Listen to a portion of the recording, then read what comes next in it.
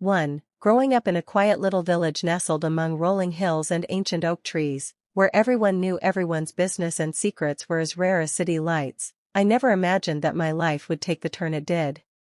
The village was called Eldridge Hollow, a place with cobblestone streets, thatched roofs on some of the older cottages, and a central square where the weekly market brought farmers from surrounding areas to sell fresh produce, handmade cheeses, and woven baskets.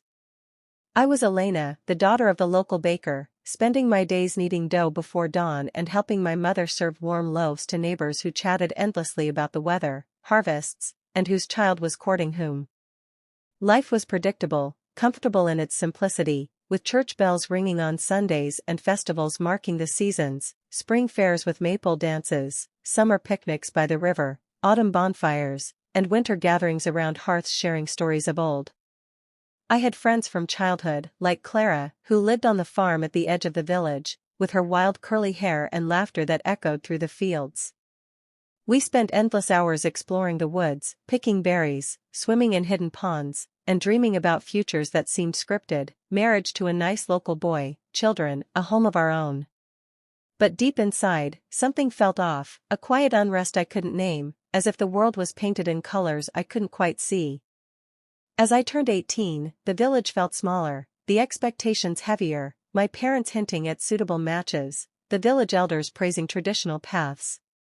Yet, when Clara and I were together, time stood still, her touch when we held hands skipping through meadows sent sparks I dismissed as mere friendship.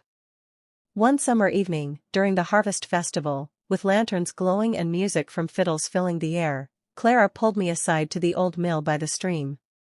The water rushed softly, fireflies danced, and she looked at me with eyes full of something unspoken.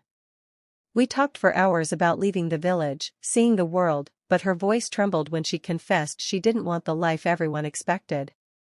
I felt the same pull, a fear of conformity mixed with a yearning for authenticity. That night, as we sat close, shoulders touching, she leaned in and kissed me softly, tentatively, like testing forbidden fruit. My world shifted, the kiss awakened feelings I'd buried, a rush of warmth and clarity that this was what I'd been missing. But in the village, such things were unheard of, whispered about in disapproval if ever mentioned. We pulled apart, breathless, promising secrecy, but the seed was planted. From that moment, my lesbian era began, though I didn't have words for it yet. Days turned into stolen moments, meeting in hidden glades, sharing longing glances across the market square, writing notes passed in secret. Clara became my everything, her strength in facing farm work mirroring my own quiet rebellion against baking a life I didn't want. We explored our feelings cautiously, hands intertwining under tables at gatherings, hearts racing with fear of discovery. The village's closeness, once comforting, now felt suffocating, gossip could destroy us. Yet, in our private world, love bloomed fiercely, nights whispering dreams under stars, bodies discovering tenderness in haylofts, emotions deepening with every shared secret. I reflected on past crushes, realizing boys never stirred this fire, it was always girls, like the visiting artist's daughter years ago, or the way Clara's smile lit my soul. Self-doubt crept in, was this wrong, a phase, or true? Books smuggled from the city library offered glimpses of women-loving women, historical figures defying norms, giving me courage. Clara and I grew bolder, planning escapes to cities where such love was possible. But village life pulled, family ties, traditions. One day, a neighbor saw us too close, rumors started swirling. Confrontations followed, parents questioning, friends distancing. Heartbreak mixed with liberation as we decided to leave. Packing meager belongings, we boarded a train at dawn, village fading behind. In the city, freedom exploded, meeting others like us, joining communities, living openly. But the village shaped me, its beauty and constraints forged my identity.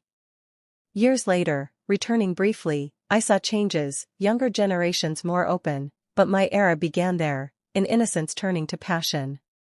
Clara and I built a life together, full of adventures, challenges overcome, love enduring. Reflecting now, that first kiss by the mill was the spark. The village, with its narrow paths, ironically led me to my widest horizons. Emotions swirled, joy in discovery, pain in hiding, triumph in authenticity. Friends from the village, some accepted, others not, but I no longer needed approval. My story, starting in Eldridge Hollow, became one of courage,